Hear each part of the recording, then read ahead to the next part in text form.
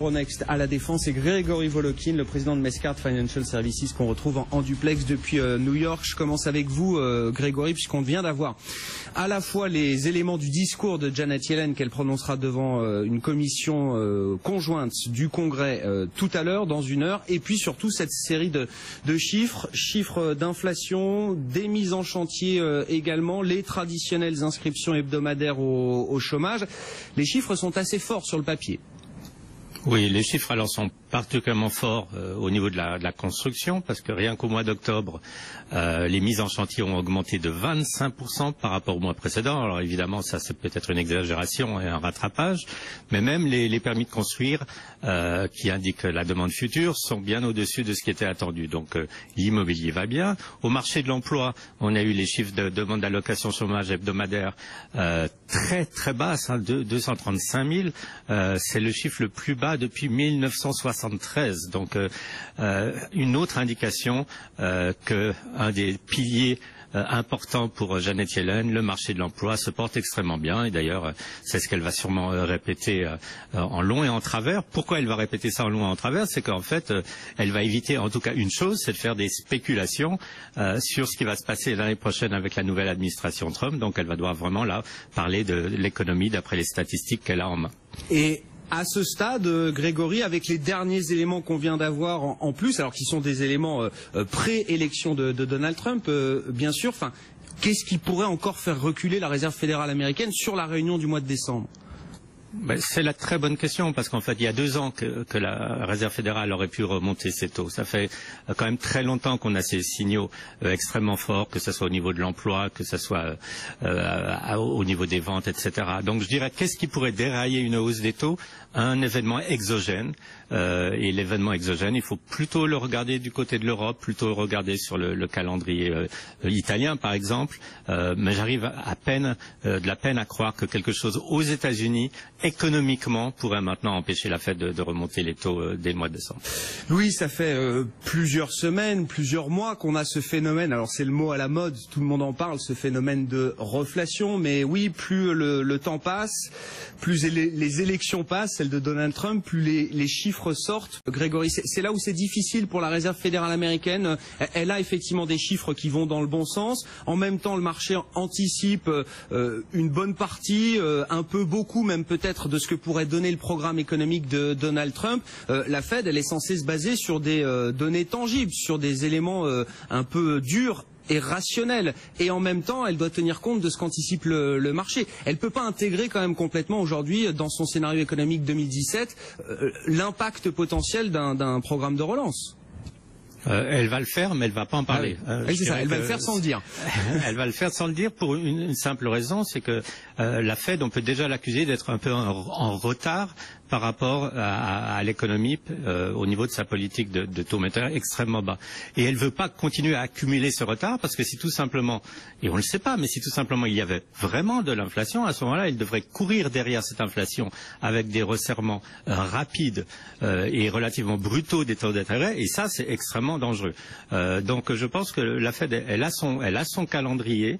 Son calendrier, c'est une hausse des taux en décembre, c'est peut-être en tout cas 2 à 3 hausses l'année prochaine, et ce calendrier tout simplement ne sera que conforté par les données économiques qui montreront peut-être un petit retour de l'inflation. Bon, et on voit là, après la publication de ces chiffres forts, on vous le rappelle, une inflation notamment en octobre qui accélère encore un peu, au plus haut depuis 2 ans, des mises en chantier également, un chiffre très fort pour le mois d'octobre, plus 25% sur un mois. On verra dans quelle mesure ce chiffre sera corrigé par les données suivantes, mais on est en tout cas sur le rythme de mise en chantier le plus élevé depuis 9 ans, et puis les inscriptions hebdomadaires au chômage au plus bas depuis plus de 40 ans. Le dollar qui se renforce sur ces annonces. On voit des taux qui progressent encore légèrement aux États-Unis. Et puis alors, sujet européen, mais sur lequel on pourra revenir, parce que là on a des écarts de taux qui commencent à se creuser de manière assez significative entre l'Allemagne et des pays périphériques type Italie, Espagne ou encore Portugal. Antoine, comment se comportent les marchés en Europe? On vous retrouve à la Bourse de Paris. On est toujours dans une espèce de phase de digestion, de redistribution des forces. Et puis demain, on a une journée très technique qui nous attend avec les échéances de plusieurs contrats futurs sur les indices européens notamment. en provenance du Royaume-Uni. Et puis du côté des entreprises, Grégory, là aussi on a des enseignes qui sont à elles seules des baromètres de consommation, ou au moins d'une partie de la consommation qui se fait aux États-Unis, puisqu'on a eu les publications de Walmart ou encore de Best Buy. Que nous disent ces groupes, Grégory? Je dirais, si on regarde les deux, ces deux compagnies ont un chiffre extrêmement important, c'est leur vente sur Internet. Donc pas les gens qui vont dans le magasin, mais les gens qui commandent sur le site Internet du magasin. En hausse de 23% chez Walmart, en hausse de 24% chez Best Buy. Donc ça se détache.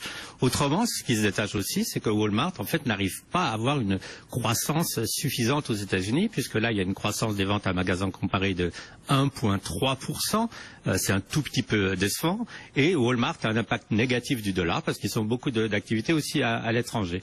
Best Buy, c'est pratiquement une divine surprise. Il ne faut pas oublier que c'est un Français qui est à la tête de Best Buy, Hubert Joly, qui a totalement reconstruit une chaîne de distribution électronique qui était appelée il y a quelques années pratiquement à disparaître. Et là, c'est des résultats absolument brillants, avec des profits en forte hausse et hausse de vente alors dans tous les secteurs d'activité, que ce soit l'électroménager, que ce soit même les téléphones, tous les gadgets mobiles, ce qui laisse à penser tout simplement qu'il y a tellement un grand nombre de magasins qui ont disparu aux États-Unis dans l'électronique et dans la distribution, qu'en fait il ne reste plus parmi les grandes chaînes que Best Buy, et la seule concurrence de Best Buy, c'est les ventes sur Internet d'un Amazon ou d'un autre. Donc très très beau résultat pour cette compagnie. Bon, on verra la belle publication de Best Buy saluée par les marchés tout à l'heure. Louis, je reviens avec vous. Louis Baird, directeur des gestions d'Orval Asset Management. Voilà, on est passé de l'histoire passive du côté de l'inflation et puis sa vision de la politique monétaire américaine qui reste, selon elle, modérément accommodante. Grégory Volopine, on vous retrouve en duplex depuis New York. Merci beaucoup d'être à nouveau avec nous, Grégory. On va pas se le cacher, il n'y a pas de surprise dans le discours de Janet Yellen, mais oui, on l'écoute parce que c'est la première fois qu'elle parle publiquement depuis l'élection de Donald Trump, et d'ailleurs on a très envie de savoir, sans doute y aura-t-il des questions à ce sujet, et qu'est-ce qu'elle va nous apporter comme réponse sur l'impact potentiel notamment du programme de Donald Trump sur l'économie américaine. C'est ça le vrai sujet. C'est le vrai sujet, et à la limite c'est une question à laquelle pour une fois on peut dire que Janet Yellen ne pourra pas de bonne foi répondre.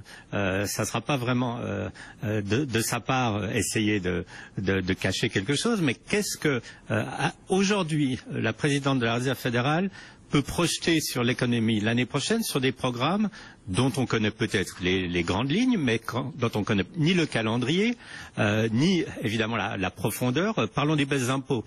Est-ce qu'il va y avoir des baisses d'impôts le 1er janvier? Est-ce que ça va être sur les compagnies et sur les individuels? Ou est-ce que ça va prendre 6 mois pour passer la Chambre des représentants et l'impact sera beaucoup plus tard dans l'année? Donc, je dirais, elle a en main en ce moment que ce qu'elle voit, et ce qu'elle voit, c'est une économie qui va mieux, qui finalement est en train de réaccélérer, alors que il faut se souvenir que la première moitié, comme elle le dit, de l'année avait été particulièrement lente, un marché de l'emploi qui est extrêmement porteur. Donc elle a en main les raisons pour augmenter les taux au mois de décembre et continuer très modérément, comme elle le dit, l'année prochaine, à données égales. Pour le moment, la Fed prévoit de monter les taux 2 fois, mais ça, c'est absolument pas en prenant compte d'un stimulus de l'économie dont on ne sait pas encore quelle sera exactement la forme. Quelle pourrait être la position d'Yellen et de la Fed? Parce que alors depuis quelques jours, dans de nombreux papiers, journaux et autres articles d'économistes ou de stratégistes, on fait le parallèle entre l'élection de Donald Trump et celle de Ronald Reagan, qui lui, alors le couple, on va dire président et Fed, à l'époque c'était Ronald Reagan et Paul Volcker à la tête de la Réserve fédérale américaine. Est-ce qu'on va avoir un duo du même ordre? Est-ce que Janet Yellen peut, de manière assez pragmatique, accompagner le financement du plan de relance de Donald Trump, ou est-ce qu'elle va s'en tenir à son mandat? Et oui, s'il y a plus d'inflation, plus que prévu, eh bien on ira plus vite que prévu dans le resserrement monétaire, quitte à ce qu'à un moment ça fasse mal à l'économie américaine.